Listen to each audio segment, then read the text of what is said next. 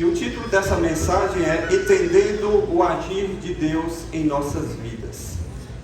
Mateus 9:18. Diz assim a palavra do Senhor: Enquanto Jesus lhes dizia estas coisas, eis que um chefe da sinagoga, aproximando-se, o adorou e disse: Minha filha morreu agora mesmo, mas venha impor a mão sobre ela, e ela viverá. E Jesus se levantou e o seguiu juntamente com os seus discípulos. Versículo 23. Tendo chegado à casa do chefe, e vendo os tocadores de flauta e o povo em alvoroço, disse: Saiam daqui, porque a menina não está morta, mas dorme. E riam-se dele. Mas quando o povo tinha sido colocado para fora, Jesus entrou, tomou a menina pela mão, e ela se levantou. E a notícia deste acontecimento se espalhou por toda aquela terra. Pai, em nome de Jesus, mais uma vez colocamos diante de Ti cada vida e cada coração que está aqui. Pedimos que o Senhor traga cada mente e cada coração cativa ao conhecimento de Cristo. Que a Tua palavra encontre, Senhor, o solo fértil nos corações, de maneira que o Teu nome seja glorificado, vidas sejam salvas, edificadas, e, meu Deus, aqueles que estão escutando agora, ou que ainda ouvirão no futuro, sejam tremendamente abençoados pela Tua palavra, em nome de Jesus. Repreendemos todo mal, toda ação contrária à Tua obra nessa manhã, em nome de Jesus. Amém. Você já parou para refletir um pouco sobre a sua vida de oração? Você consegue identificar as vezes em que você orou, você pediu socorro a Jesus, e que você buscou ao Senhor em oração, e o Senhor agiu na sua vida em resposta a essa oração?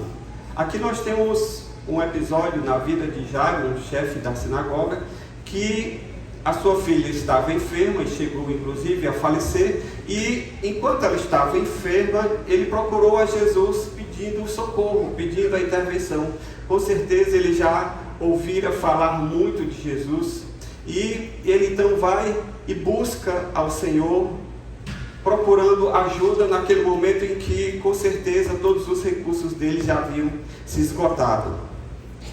E eu queria então, a partir desse texto, a gente procurasse entender quando a gente busca ao Senhor e como é que o Senhor age, como é que Ele age em resposta à nossa oração, como é que Ele age quando nós o procuramos buscando a sua intervenção, o seu socorro, a sua ação na nossa vida. Quem aqui nunca precisou do socorro de Deus? Levante a mão. Todos nós já precisamos, não é verdade? Todos nós, em alguma situação na nossa vida, a gente já pediu o socorro e a intervenção de Deus. E aí, às vezes, a gente fica sem saber, e o Senhor agiu, não agiu, como é que acontece quando o Senhor age na nossa vida. Então, para poder entender esse agir de Deus, é que eu queria meditar com você nesse texto dessa manhã. Vocês estão todos comigo aqui? Amém? Amém. Primeiro, para você ver o agir de Deus na sua vida, é necessário que você se mantenha em estado de alerta. Por quê? Porque o inimigo da sua alma, ele tenta minar a sua vida espiritual. Se tem uma coisa que é certa na nossa vida, é uma batalha espiritual. Nós estamos vivendo constantemente, travando uma batalha espiritual. Como o pastor até mesmo falou aqui no início do culto, tudo na nossa vida é espiritual. A gente não consegue, depois que você se converte, não existe mais essa coisa de você dizer na sua vida: isso aqui é espiritual, isso aqui é carnal, isso aqui é religioso, isso aqui é secular. Não existe essa divisão, porque nós somos seres integrais. Nós estamos vivendo aqui, e tudo que diz respeito à nossa vida passa pela nossa espiritualidade, passa pela nossa interioridade. Então, eu queria que você entendesse que para que você possa ver o agir de Deus na sua vida, você precisa manter um estado de alerta. Por quê? Porque o seu inimigo, ele tenta minar a sua vida. Olha aquilo que ele diz no versículo 24. Jesus disse: saiam daqui, porque a menina não está morta, mas dorme. E o texto diz: e riam-se dele. Ou seja, as pessoas que, em tese, estavam naquele ambiente para poder prestar solidariedade, para poder prestar apoio àquela família que estava ali recém-enlutada com a morte da criança, o que foi que aconteceu? Começaram a rir. Você já viu uma pessoa dando gargalhadas em um velório? Não é uma coisa meio fora de contexto? Né? Porque o velório é um momento de luta, é um momento de tristeza. E ali o texto diz que as pessoas que no momento estavam chorando, só porque Jesus disse: a menina não está morta, mas dorme. Então elas começaram a rir de Jesus. Nós precisamos ficar alertas, queridos, na nossa vida. Por quê? Porque até mesmo pessoas que estão próximas de nós podem dar espaço, mesmo sem saber ou sem querer, e acabarem se tornando instrumentos do inimigo para tentar minar a nossa fé. Você sabia disso? Não é porque a pessoa é tua amiga, ou não é porque uma pessoa é cristã, que significa que ela vai compartilhar com você dos mesmos sentimentos, da mesma visão, do mesmo propósito, ou vai entender o seu momento e a situação que você vai estar passando. Então você precisa estar alerta, porque pode em algum momento você buscar o socorro de alguém e não encontrar essa reciprocidade, porque a pessoa não está usando a linguagem bem comum, não está na mesma vibe que você, e por conta disso ela não entende aquilo que você está passando, e ela pode, por conta disso, até se tornar um instrumento na mão do inimigo para tentar roubar, dissuadir da sua fé. Você ora pedindo, a pessoa diz assim: olha, não, fulano, não olhe por isso não, isso aí não vai dar certo. Ela tenta dissuadir, ao invés de lhe incentivar e dizer: eu vou ser seu companheiro de oração, eu vou estar com você. Ela vai lhe dissuadir e diz: não, deixa quieto, não incomode Deus com isso, isso não é bom, isso não vai dar certo. E aí você, ao invés de encontrar um apoio, você encontra uma pedra de tropeço. E a pessoa não faz isso, não é porque ela está querendo ser dessa forma, mas ela, se não vigiar, se ela não tiver no mesmo espírito que você, ela pode sim dar lugar, né, ao inimigo e acabar sendo pedra de tropeço. Então, você quer ver o agir de Deus na sua vida? Em primeiro lugar, vigia. Tem um pessoal que gosta muito de dizer, no meio pentecostal é muito comum essa expressão: vigia, vaso. Já escutou? Né? Então, vigia, vaso, né? Fica alerta. A Bíblia Sagrada nos orienta a nós mantermos essa posição de vigilância. Em 1 Pedro 5:8, ele diz: sejam sóbrios e vigilantes. O inimigo de vocês, o diabo, anda em derredor como um leão que ruge procurando alguém a quem possam tragar. Então, é como se nós estivéssemos numa selva. Alguém aqui já se viu rodeado de um leão? Eu nunca me vi e nem quero ver. E se um dia eu ainda pretendo fazer um safari na África, mas eu quero ir com todas as cautelas e precauções possíveis, né? Dentro do carro, num safari lá com barra de ferro, porque eu não quero de repente me deparar com o leão. E aí nós precisamos entender que quando Pedro usa essa linguagem para nos alertar, porque não existe mais pavoroso do que você dar de cara com o leão e você está sem proteção alguma e sem ter para onde correr, nem para a direita nem para a esquerda. Então vigie, preste atenção, porque para que o agir de Deus aconteça na sua vida, você tem que estar também em estado de alerta. Na Bíblia nós temos o exemplo de alguém que não ajudou, ao contrário, atrapalhou. Vocês lembram, por exemplo, da mulher de Ló? De Jó? A mulher de Jó, o que aconteceu? Jó, ele estava debaixo de uma grande provação. E aí, como se já não bastasse a provação em si, ele não encontrou apoio na pessoa que lhe era mais próxima. Quem? A esposa. Se tinha alguém que deveria estar no mesmo espírito de Jó, era a sua esposa. Mas quando ela vê toda aquela calamidade vindo sobre a sua casa, sobre a sua família, e ela vê e contempla Jó mantendo a sua fé, a sua esperança, o que é que ela diz? Ela diz: olha, amaldiçoa logo esse teu Deus e morre. Ou seja, alguém próximo, mais próximo que poderia existir, que era o cônjuge, não estava no mesmo espírito que o outro. Então, daí você precisa entender que Com certeza ela não fez aquilo por maldade, por não querer, porque ela também estava sofrendo. Mas é porque ela não estava tendo o mesmo entendimento espiritual. Então você precisa estar atento e vigilante para que aquilo que Deus quer fazer na sua vida, você não perca o foco por causa de distrações ou outras coisas dessa vida. Amém? Philip Henry, ele fala o seguinte: a nossa jornada é montanha acima, com um cadáver nas costas, e o diabo faz tudo para puxar-nos para baixo. Já pensou? Imagine aí, você tentar subir uma montanha com um peso aqui nas costas e alguém ainda tentando lhe puxar. Essa é a luta que você vai ter que enfrentar na sua vida. Essa é a batalha que todos nós. Por isso que alguém já disse o seguinte: tinha uma irmã de oração que ela sempre dizia, eu encontrava com ela, ela dizia assim: eu estou matando um leão por dia. Já escutou essa expressão?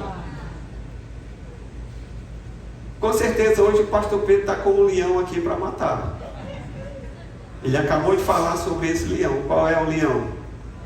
É uma necessidade da igreja, é uma necessidade financeira da igreja. Então, a minha sugestão: não vamos deixar ele lutar com esse leão sozinho, não. Amém? Amém. Vamos ajudar a matar esse leão aí. Se você concorda, dê uma salva de palmas. Amém. Então mantenha-se atento na sua vida espiritual, pois o preço para você permanecer de pé desse lado da existência é a eterna vigilância. Se você concorda, diga assim para o irmão que está ao seu lado: mantenha a eterna vigilância.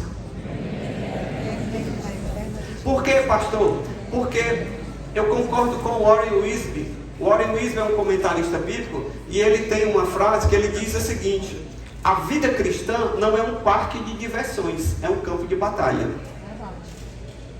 O problema é que muitos de nós achamos que a vida cristã é um parque de diversões, e não é. Quando você se converteu, irmão, você mudou de lado. Uma vez um irmão chegou para mim e disse: pastor, o que está acontecendo na minha vida antes, quando eu não era convertida? Era tão tranquila, e agora ela luta por cima de luta, e é umas dificuldades. Eu disse: bem-vindo ao time, irmão. Você mudou de lado. Uma coisa é você se jogar no rio, correnteza abaixo, e simplesmente não fazer esforço nenhum. Já ouviu falar naquele lado de cachorrinho? Que fica assim só, e para poder não afundar, e o rio te leva. Agora, vai no rio correnteza abaixo, e aí você tenta se virar para nadar contra a correnteza. Aí você vai ter que empreender muito esforço. É assim a nossa vida. Nós vivemos num mundo caído, e que esse mundo ele está totalmente contrário à vontade, aos propósitos de Deus, não entende as coisas de Deus. E aí, quando você se converte, meu querido, você agora está num ambiente hostil contra tudo aquilo que pode trazer para Deus, tudo aquilo que pode nos levar para o Senhor. Agora nós vamos ter que empreender. Por isso que a Bíblia diz que o reino de Deus ele é tomado por esforço. Então essa coisa de que vida cristã é tudo muito simples, não é. Você precisa entender que para ver o agir de Deus na sua vida, você precisa se manter alerta. Amém? Amém. Você precisa entrar para o corpo de bombeiros do Espírito. O corpo de bombeiros, o bombeiro está lá todo... Aí chegou um apito lá. Calma, para que essa pressa? Não. Bombeiro está em alerta constante. Quando chegou o aviso lá, pedido de socorro, eles têm até uma escadinha lá, que eu já vi nos filmes, que ele desce de um andar para o outro assim, rapidinho, para poder chegar. E quando eles vão buzinando o tempo todo para os carros se afastarem, para poder chegar o mais rápido possível e atender a ocorrência. Assim é um cristão. Nós precisamos entender o seguinte: quem está com essa roupa aí que parece corpo de bombeiro não é só o pessoal aí do apoio, não. Todos nós espiritualmente estamos em estado de alerta. Amém? Segundo, para eu ver o agir do Senhor na minha vida, eu preciso me afastar de tudo aquilo que trabalha contra a minha fé, inclusive de pessoas, se necessário. Eu vou repetir, para que você não confunda. Eu preciso me afastar de tudo aquilo que trabalha contra a minha fé, inclusive de pessoas, se necessário. Versículo 24.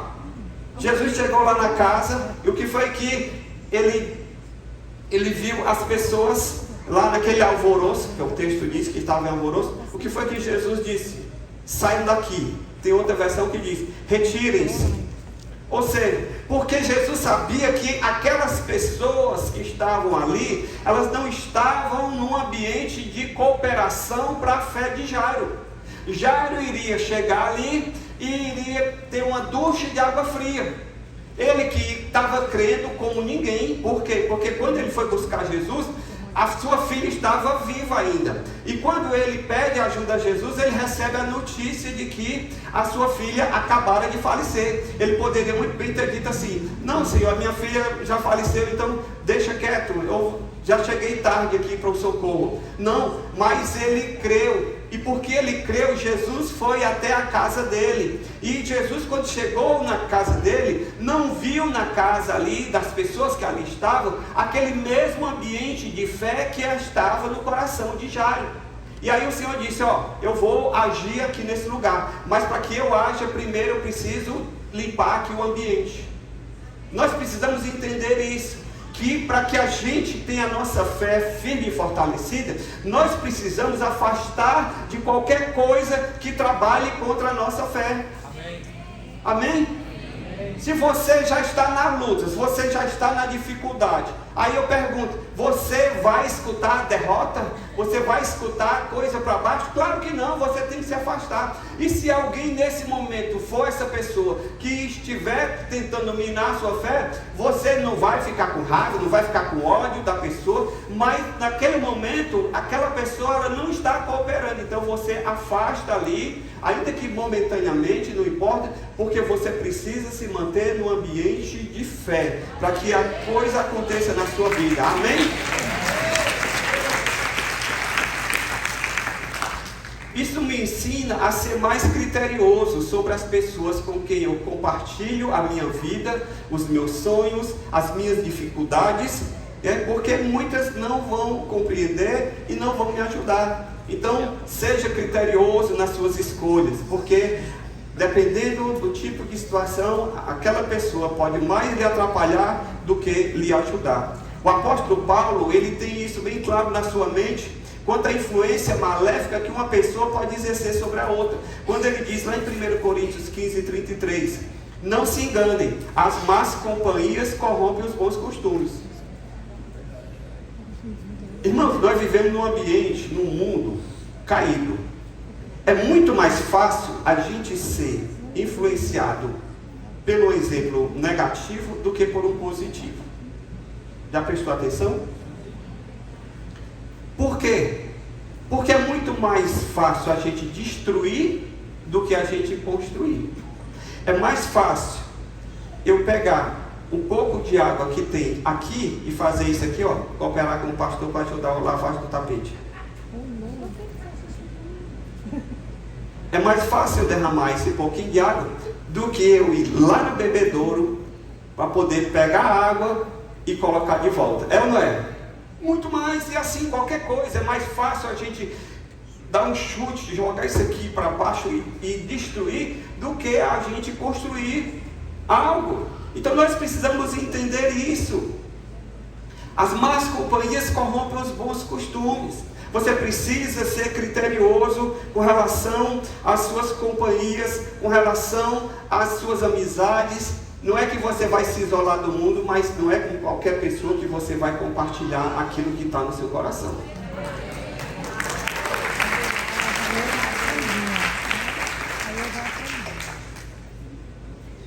Porque algumas pessoas, ao invés de orarem por você, vão ali expor. Vocês lembram? Eu acho que eu já contei aqui. Disse que tinham 3 irmãos que foram orar no monte. Já ouviu essa história? E aí subiram no monte para orar. E aí chegou lá no momento de quebrantamento. Cada um começou a confessar seus pecados, suas fraquezas. Aí um irmão chegou e disse: olha, irmãos, eu quero confessar que eu tenho problemas sérios aí na área da sexualidade, de pensamentos que não são bons, e eu queria muito ser liberto disso. Orem por mim, aí vamos orar. Aí o outro disse, olha, eu tenho um problema muito sério com mentira. Eu, de vez por outra, eu minto sem necessidade nenhuma, mas é algo que está arraigado dentro de mim, e aí eu não consigo. E aí o outro calado, ele disse, e você, irmão, qual a tua fraqueza, para a gente poder estar orando? Ele disse, meu irmão, a minha fraqueza é fofoca, eu estou doido para descer daqui e falar de vocês, espalhar notícia lá embaixo. Então você precisa ter cuidado, tá certo? Porque nem todo mundo vai entender o seu momento espiritual, amém?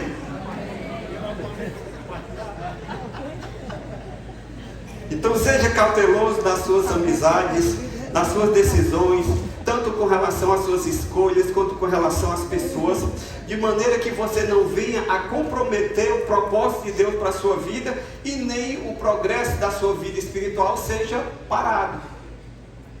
Porque a sua vida espiritual, ela precisa estar progredindo, amém? A Bíblia diz, conheçamos e prossigamos em conhecer o Senhor. A vida espiritual é assim, é uma jornada crescente. Paulo diz, de glória em glória. Então a nossa vida espiritual precisa estar nesse crescente. Nós não podemos deixar que nada impeça esse crescimento na nossa vida, amém? Nem de coisas, nem de pessoas. Terceiro, para ver o agir de Deus na sua vida, você precisa entregar o seu problema ao Senhor, porque sem dúvida Ele estará em boas mãos. Amém?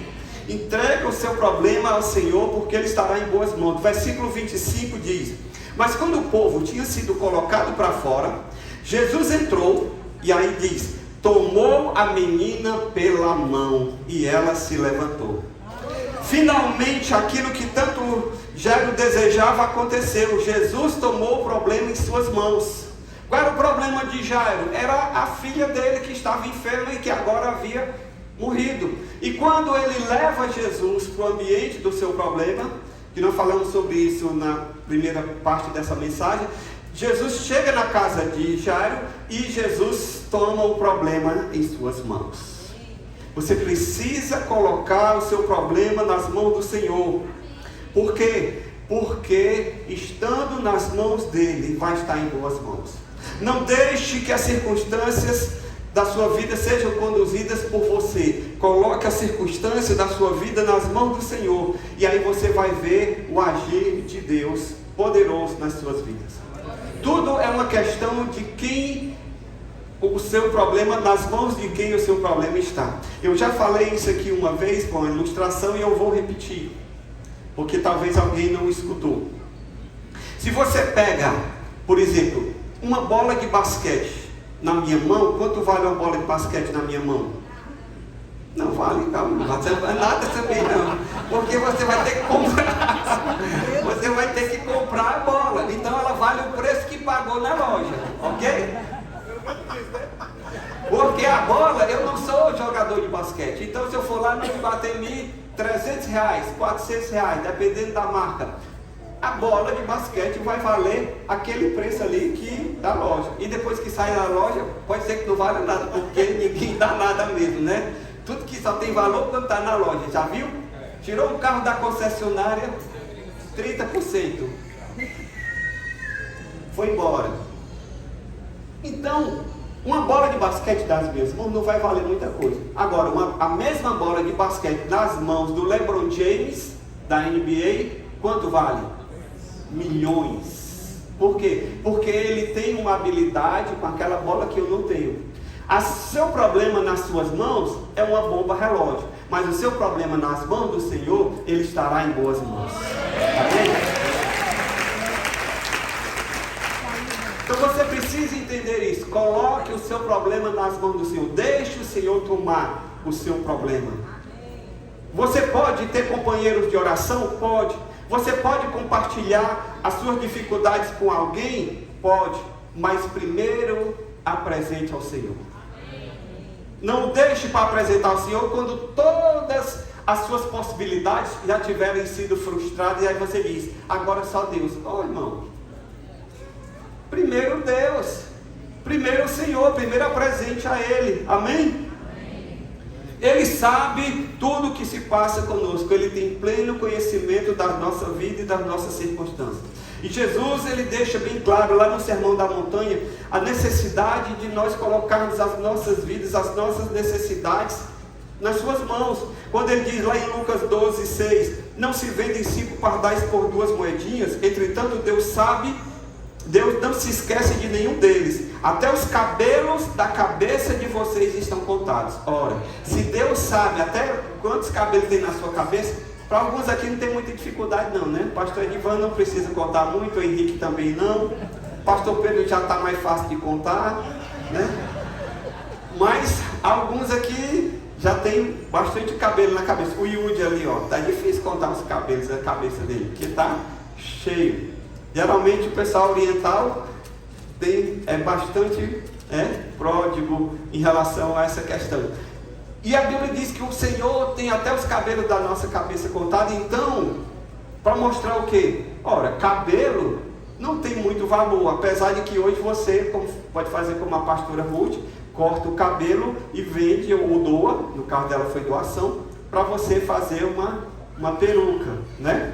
Então tem um valor, mas não é uma coisa assim que a pessoa ela não ficou rica. Se ela fosse vender ao invés de doar, ela não ia ficar rica com o cabelo dela. Não é uma coisa de grande valor, mas o Senhor tem os cabelos da nossa cabeça contados. Então deixa eu te fazer uma pergunta: será que Ele não dá conta dos teus problemas?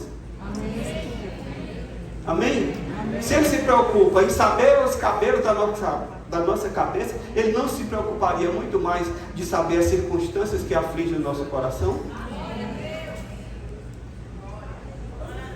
George Miller foi um inglês que ele montou um orfanato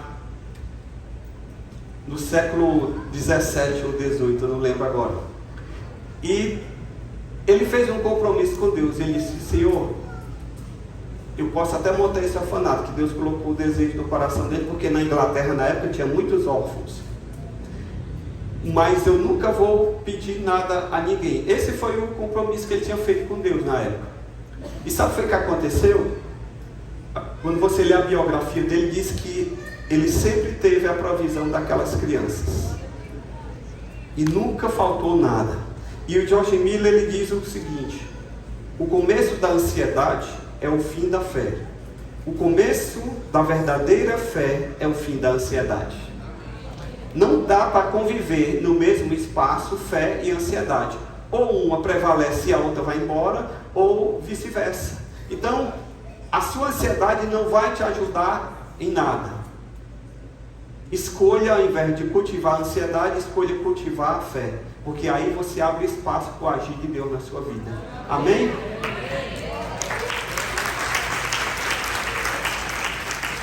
Pedro diz, 1 Pedro 5,7: lancem sobre ele todas as vossas ansiedades, porque ele tem cuidado de vós. Então o que é que eu preciso fazer, pastor? Decida não ter mais o controle sobre a sua vida. Entregue nas mãos do Senhor, porque Ele melhor do que ninguém sabe como cuidar da sua vida. Porque Ele quem deu a vida, é Ele quem mantém a nossa vida. Então Ele é a melhor pessoa para cuidar dos nossos problemas. Quarto,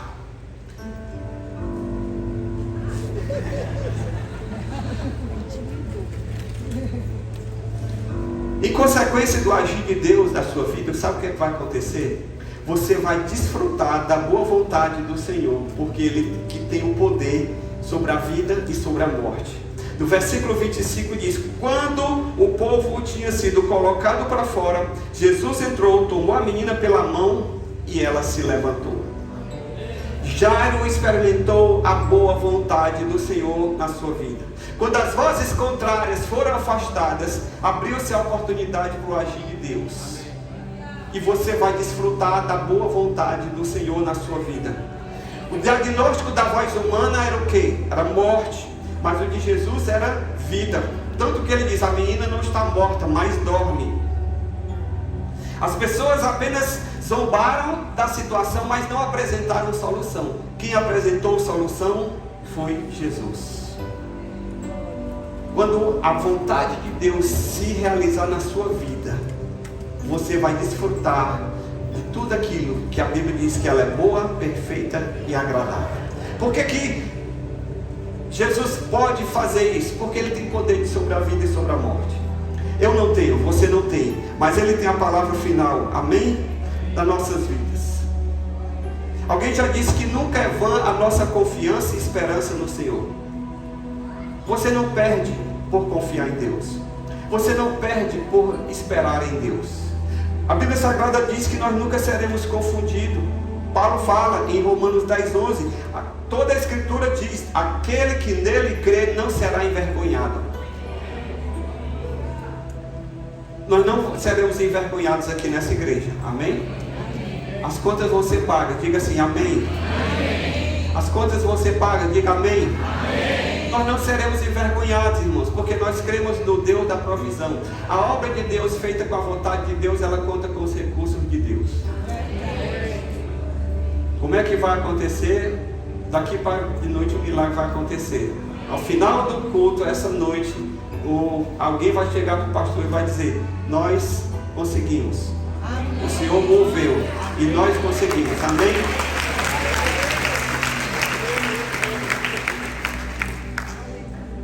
Quinto, você precisa entender que quando Deus age, aquilo que passa pela mão do Senhor jamais volta a ser como antes. No versículo 25, o texto diz que Jesus tomou a menina pela mão e ela se levantou. Ou seja, ela estava no estado de morte, mas quando passou pelas mãos do Senhor, ela foi para o estado de vida. Nada que passa pelas mãos do Senhor volta a ser como antes. Se você colocou a sua vida nas mãos de Deus, a sua vida nunca mais vai ser a mesma. É por isso que é a transformação. Sabe por quê? Porque é impossível, depois que o Senhor pega uma circunstância, depois que Ele pega a nossa vida nas suas mãos, é impossível que a nossa vida continue a mesma. Jesus mudou a situação de um estado de morte para um estado de vida. Nada que passa pelas mãos do Senhor volta a ser como era. Você precisa entender isso.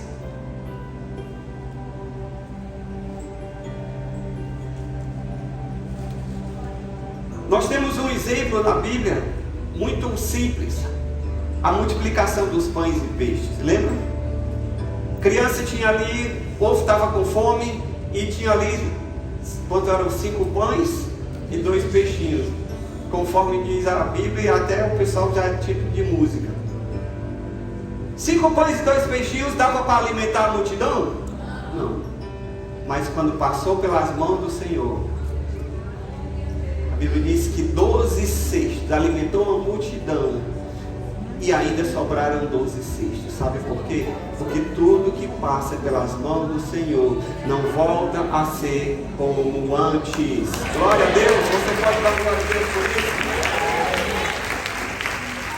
isso? Então deixe a sua vida nas mãos do Senhor e ela jamais voltará a ser a mesma. O melhor dos seus planos, querido, não se compara ao que Deus pode fazer com uma vida rendida a Ele. Eu tenho certeza que para você, se fosse colocado, permitido a você sonhar e dizer qual é a situação ideal para a sua vida, em que todos os seus problemas serão resolvidos, em que não haverá mais problema, aí você pode colocar aí no papel. Aí você ia dizer isso. Talvez faltasse caderno, né? Seriam as condições ideais de pressão e temperatura. Pois deixa eu lhe dizer, o melhor dos seus planos não são melhores do que os planos de Deus para a sua vida. O Senhor diz lá em Jeremias 29:11, eu sei os pensamentos que tenho a respeito de vós, diz o Senhor, pensamentos de paz e não de mal, para vos dar o fim que desejais. O que é que você deseja para a sua vida? O melhor. Pois é isso que o Senhor tem. Deus não tem planos de mal. Deus tem planos de bênção, de vida para você. A vontade de Deus, ela é sempre boa, perfeita e agradável. Pode ser que ela não seja aquilo que eu acho que é o melhor, mas o Senhor que sabe todas as coisas, Ele tem a visão do todo. Ele vai trazer o melhor para a sua vida, se você se colocar nas mãos dEle. Amém?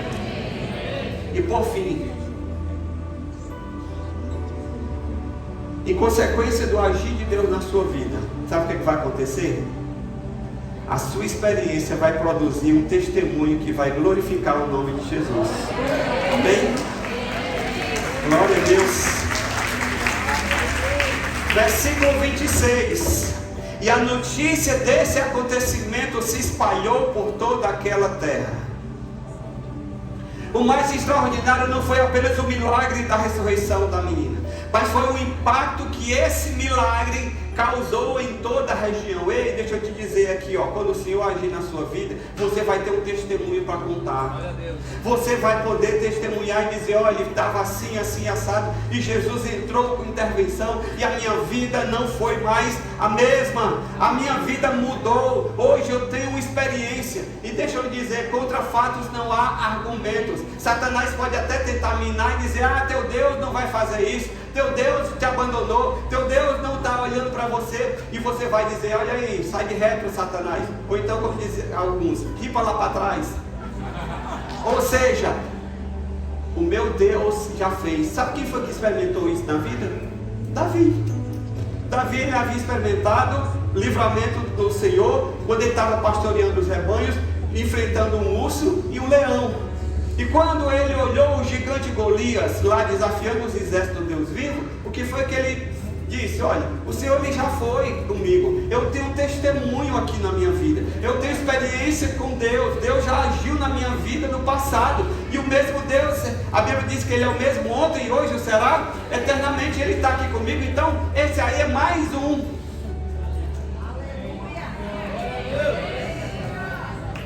Entende? E aí Davi se dispôs a enfrentar. Glória a Deus. Davi se dispôs a enfrentar com base na arrogância, com base na falta de entendimento, não, com base naquilo que ele já conhecia de Deus na sua vida. Então deixa eu lhe dizer, quando o Senhor agir, você vai ter um testemunho glorioso para contar. E vai edificar não apenas a sua fé, mas vai edificar a fé de todos aqueles que souberem do seu testemunho. Vamos ficar de pé na presença do Senhor.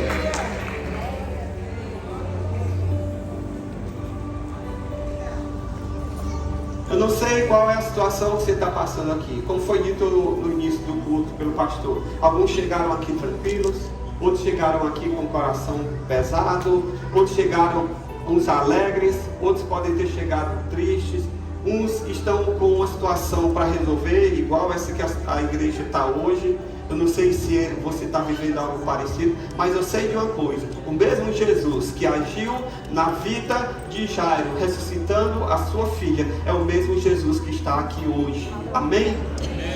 E eu quero orar com você e por você. Enquanto nós estamos aqui agora, o grupo de louvor vai estar aqui dedilhando essa música. Eu quero que você saia do seu lugar, que eu quero orar com você e por você. Porque nós vamos ter testemunho para contar. Quem quer ter um testemunho para contar aqui de algo? Eu quero que Deus faça grandes coisas na minha vida, porque eu sei que isso vai edificar não apenas a minha fé, mas vai se tornar um testemunho. A notícia vai correr, vai se espalhar. Dizer: rapaz, você sabia o que Deus fez na vida do pastor Joaquim? Eu já contei testemunhos aqui da minha vida pessoal, que foi Deus puro na terra. E esse testemunho do que aconteceu na minha vida me estimula a continuar crendo para aquilo que eu estou precisando hoje. Então saia do seu lugar, vem aqui à frente que eu quero orar com você, para que nós vamos clamar ao Senhor por uma intervenção na sua vida. E se você não tem nenhuma situação particular, você vai orar comigo também pela igreja hoje. Amém?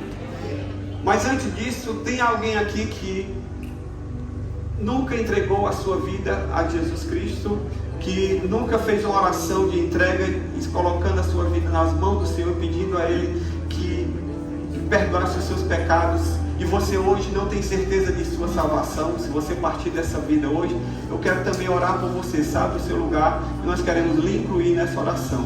Amém? Glória a Deus. Vamos orar por essas pessoas que estão aqui, porque o Senhor vai intervir. Não porque sou eu que estou dizendo, mas é porque a palavra dele não volta vazia, mas ela cumpre aquilo que lhe apraz. Amém? Então, você que está aí, está tranquilo, está na bênção, não tem motivo para estar orando aqui hoje. Então você vai orar em solidariedade. Lembra daquilo que eu falei, que tem gente que não está na mesma vibe? Você vai entrar na vibe agora. Você vai estar solidarizado com cada um que está aqui, como se fosse o seu problema, como se fosse a sua necessidade. Porque hoje você não está aqui, mas amanhã você pode estar necessitando da intercessão dos irmãos. Pai amado, em nome de Jesus, nós como igreja estamos aqui diante do Senhor. Meu Deus, estamos aqui nesse ambiente de fé. Estamos aqui nesse ambiente, Senhor, de confiança na Tua pessoa. A Tua palavra foi pregada.